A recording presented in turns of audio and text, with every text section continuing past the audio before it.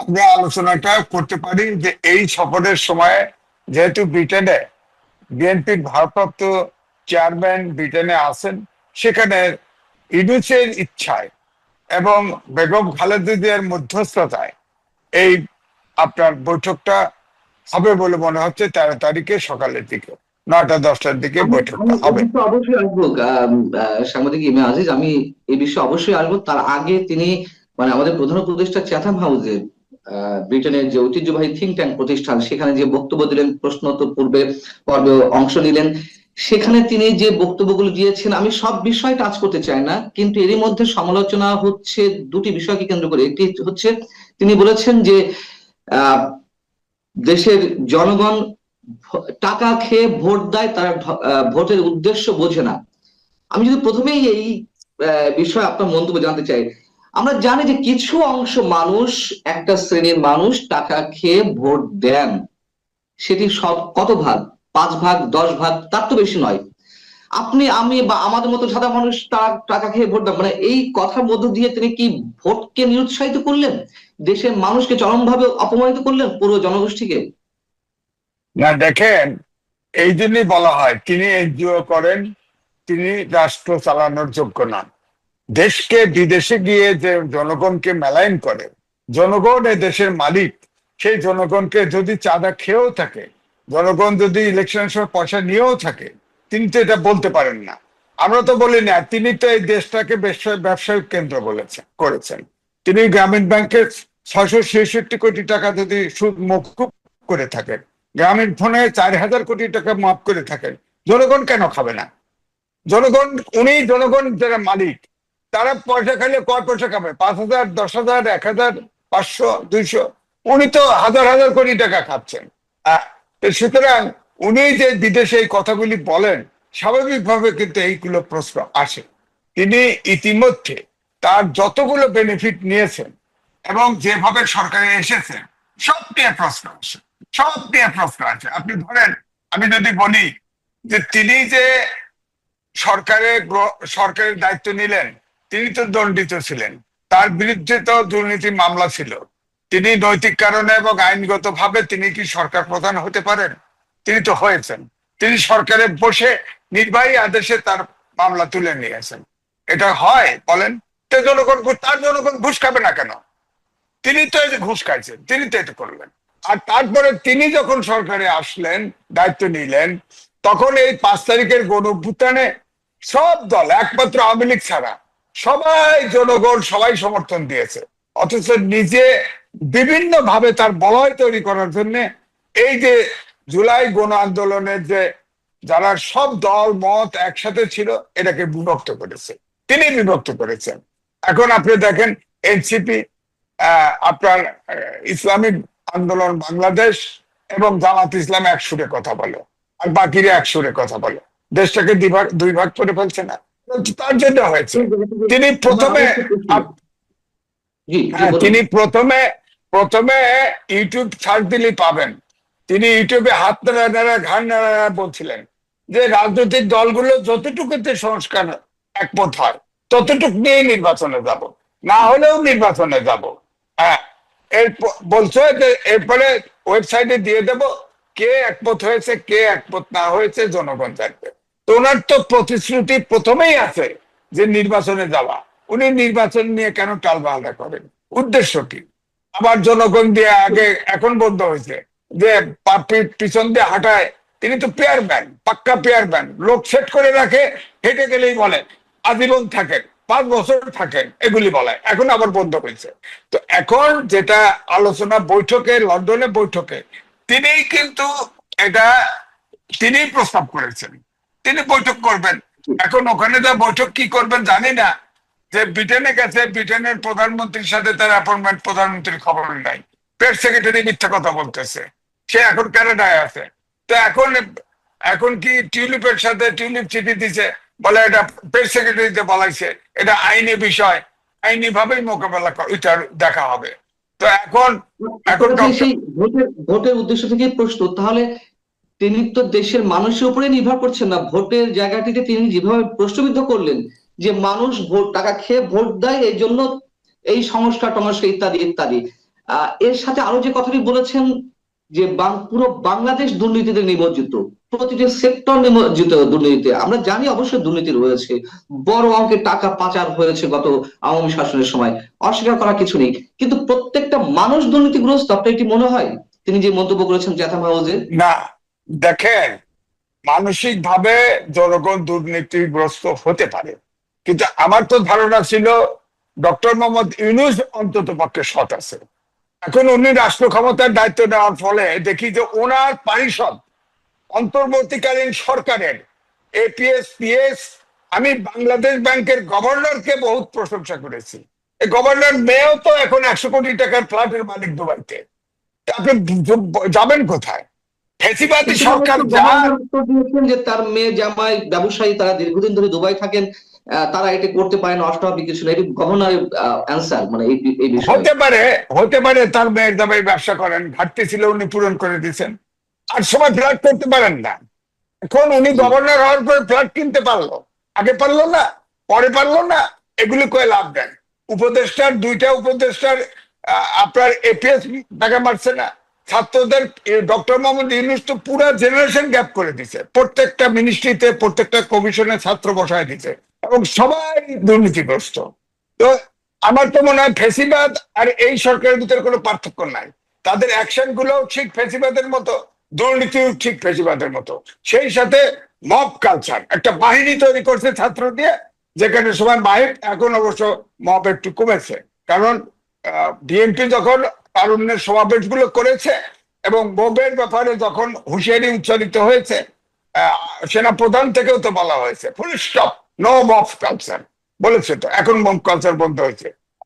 সুতরাং আমি বলবো যে এই পরিস্থিতি তৈরি করার জন্য ডক্টর মোহাম্মদ ইউনূস এককভাবে দায়ী, এককভাবে দায়ী, এবং তিনি এইটাকে এই ভীত। লন্ডন লন্ডন সফরটাকে বলা হচ্ছিল সরকারি সফর। আমাদের জি না, ভারপ্রাপ্ত পররাষ্ট্র উপদেষ্টা বলছিলেন যে যদি সরকারি সফর হয়েই থাকে তাহলে সে দেশের সরকার প্রধান বা রাষ্ট্রপ্রধানের সঙ্গে বৈঠক করার বিষয়গুলো কেন পূর্ব নির্ধারিত ছিল না? কেন আপনি যেটা বলছিলেন তার প্রেস সচিব মিস্টার শফিকুল আলম এইভাবে লুকোচুরি করলেন? খোদ কিয়ার স্টারমার লন্ডনে অবস্থান করছেন, নিজ দেশে বলা হচ্ছে যে না কানাডায় গেছেন, ইত্যাদি ইত্যাদি। কেন এই ধরনের কথাবার্তা? এবং যেখানে আন্তর্জাতিক গণমাধ্যম ফিনান্সিয়াল টাইমস কে আমাদের প্রধান উপদেষ্টা নিজে জানিয়েছেন যে কিয়ার স্টারমার তাকে সময় দিচ্ছেন বা তার সঙ্গে দেখা করতে চান না, কি কারণে এই সব বিষয়গুলো ঘটছে? দেখেন, তিনি যে পুরস্কারটা নিতে গেছেন, এও শোনা গেছে সেই পুরস্কারের লিস্টে ওনার নাম নাই। আমার কাছে প্রমাণ নাই, তাই আমি বলছি না, বলতে চাচ্ছি না। না, প্রমাণ আছে, প্রমাণ ওনাকে আছে, আমার কাছেও আছে। না, আমি বলি যে যেই নমিনেশন পেপার কিংস ফাউন্ডেশনের, সেই নমিনেটেড পার্সনদের মধ্যে তার নাম নেই। এটা সত্য কথা, আপনার কাছে না থাকলে আমি পাঠিয়ে দেবো। ঠিক আছে, এই জন্যই আমি বলছি এটা একদম নিছক আমার ধারণা। তিনি বিএনপির ভারপ্রাপ্ত চেয়ারম্যান তারেক রহমানের সাথে তার বৈঠক হওয়াটাই মুখ্য। এর সাথে উনি এই প্লেন ভাড়া পাওয়ার জন্য, ফ্রি পাওয়ার জন্য, ওই যে দেখেন না, নোবেল প্রাইজের সুদও মওকুফ করে দিছে। এত ছোট লোক, বলেন আপনি কয় টাকার ট্যাক্স দিতে হয় বলেন, উনি ওটাও মাফ করে দিয়েছে। গ্রামীণ ব্যাংক শুধু না, তারপরে ইউনুস বিশ্ববিদ্যালয়, Yunus trust, man power export, কত কিছুই না নিছে। উনি তো দেশটাকে ব্যবসায়ী, ওনাকে তো বেরোতে হবে। ওনাকে যে সরকার সামনে নির্বাচনে ক্ষমতায় আসে, তার কাছে যদি তার অ্যাকশন গুলোর উপরে যদি ইন্ডিপেন্ডেন্ট না নিতে পারে, সে তো ফার্স্ট নেই। অপরাধটা সে কম করে নাই, সে বুঝে করুক অবুঝে করুক, সে কিন্তু অপরাধ অনেক করে ফেলছে, এবং এই তার সরকার আপাত মস্তক অবৈধ। সুতরাং তার যে যতগুলো বেনিফিট, যত অ্যাকশন, কেউ তো এক সময় না এক সময় তাকে তো কাঠগড়ায় উঠতে হবে। সুতরাং আমার মনে হয় এখন যে পরিস্থিতি, সারা দেশ উনি জিম্মি করে ফেলছে, এখন একটা অপশন হয়েছে তারেক রহমানের সাথে আলোচনা করা, বড় পার্টি। এখন দেখেন এনসিপি, জামাত ইসলাম এবং ইসলামিক ঐক্যজোট বাংলাদেশ ছাড়া আর সবাই নির্বাচন চায়। নির্বাচনটা দিয়ে উনি আমার মনে হয় সম্মানটা রক্ষা করে বিদায় নিক। সেখানে তারেক রহমানের সাথে তিনি হয়তো ভবিষ্যৎ প্রধানমন্ত্রী হবেন, তার সাথে আলোচনা করুন, অন্তত পক্ষে তাকে যাতে আবার বন্দী করা না হয়। কারণ এমনি জেল থেকে একবার দণ্ডিত থেকে সরকার গ্রহণ করছে, আবার সেই কারণেই এই অবৈধ জায়গায় তাকে যেন ধরা হয় না। আপনি খেয়াল করে দেখেন, এই আলোচনার আগে অ্যাপিলেট ডিভিশনে তারেক রহমানের একটা কেস অ্যাকসেপ্ট করাইছিল থ্রেট করার জি। জন্য। কি শয়তানি লোক, চিন্তা করছেন? তার তো আপোষ করার পর সে আসলে ক্ষমতা আঁকড়ে ধরে থাকতে চেয়েছে। এখন দেশটার অবস্থা এমন করে ফেলছে, বিশ্ব ব্যাংক বলেছে 3.3, আজকেও পত্রিকায় দেখলাম 3.3% জিডিপি গ্রোথ। বাংলাদেশের ইতিহাসে নেন, বাংলাদেশে 6.5 থেকে 7 থাকে, এবং 26 সালে আবার উন্নয়নশীল দেশে যাচ্ছে। জিএসপি সুবিধা পাবেন না, লোনের ইন্টারেস্ট বেশি হবে, এবং কোনো ব্যবসা নাই, বিনিয়োগ নাই। এই দেশটা 26 সালে আপনি দেখবেন দুর্ভিক্ষে যাবে, এবং যে সরকারি ইলেকশন করুক না কেন, তার এই দেশ চালানো কঠিন হবে। তিনি এই রিস্ক নিয়েও সরকার ছাড়তে চায় না, সরকার ছাড়তে চাচ্ছেন। ওনার গদিন লোভ এত, যেমন বাংলা গ্রামীণ ফোনের আপনি দেখেন না, আইন ছিল 60 বছরে রিটায়ার করবে, উনি ওটা কোনোভাবেই ছাড়তে রাজি না। তিনি আসলে পলিটিক্সের পাওয়া বোঝে না, লোভে পড়ে তিনি তার জেল থেকে বাঁচার জন্য এবং দেশ থেকে কিছু লুটপাট করার জন্য তিনি সরকার ফর্ম করছে, তিনি দেশ চালানোর জন্য করেন। না বুঝলে, পলিটিক্সের প না বুঝলে এতগুলো রাজনৈতিক দল, এত বিশাল জনগোষ্ঠীকে কিভাবে তিনি এইভাবে আহ, যে কোনো প্রক্রিয়ায় এখনো পর্যন্ত তিনি ক্ষমতা ধরে রেখেছেন পুরো না, মানুষ জনগোষ্ঠীকে ইয়ে বুঝিয়ে। আমি আমি বলি যে আমাদের দেশে বলা হয় ফাটাবাসের চিপায়, খারাপটা বললাম না। রাজনৈতিক দলগুলা ফাটাবাসের চিপায় পড়ছে। চিপায় পড়ছে মানে একে একদিন রাস্তায় নামলে সরকার আউট হয়ে যাবে, কিন্তু রাজনৈতিক শূন্য থাকবে না। যদি তৃতীয় পক্ষ আসে তাহলে তো রাজনীতির ভাগা শেষ, বুঝলেন? তাকে ছুঁতেও পারতেছে না, ধরতেও পারতেছে না, এই জায়গায় আছে। সুতরাং এই জন্যই তার সাথে আপোষ রফা করার দরকার, করতে চাচ্ছে।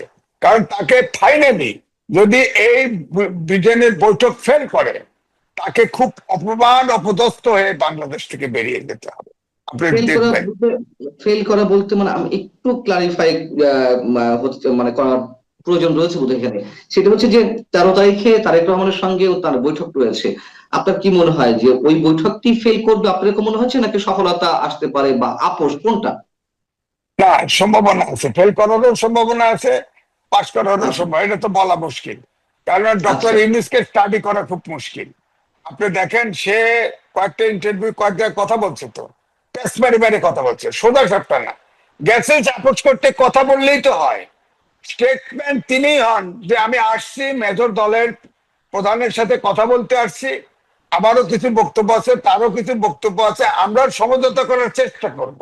এই কথা নিয়েই তো আলোচনা হওয়া উচিত। উনি কিন্তু পেস মারতেছে। উনি সবসময় বলতে সব দলের ঐক্যমতের ভিত্তিতে জুলাই চার্টার শেষ করে ঘোষণা দিয়ে সেই অনুযায়ী নির্বাচন দেবো। তো ওনার কি নিয়োগ প্যাসের কথা না, একটা বলেন প্যাসের কথা না, আবার এনসিপি দিয়ে বলা হয়েছে ইতিমধ্যে। আগে বলেছে যে সিদ্ধান্তই হয় তারা একমত হবে, এখন ওর প্যাস লাগাই দিছে যে না, জুলাই চার্টার হওয়ার পরে সেই অনুযায়ী নির্বাচন হবে। এটা কি? তার মানে তো প্রেস লাগতে পারে, বোঝাই যাচ্ছে। অথচ তার উপদেষ্টা পরিষদের এক অংশ নির্বাচন চায় ফেব্রুয়ারিতে, এক অংশতে। বেগম খালেদা জিয়াও ফেব্রুয়ারিতে নির্বাচন চায়, অর্থাৎ পিছাইতে চায়, বিএনপি পিছাইতে চায়। সোজা কথা, ইউনূসকে আগাইতে হবে।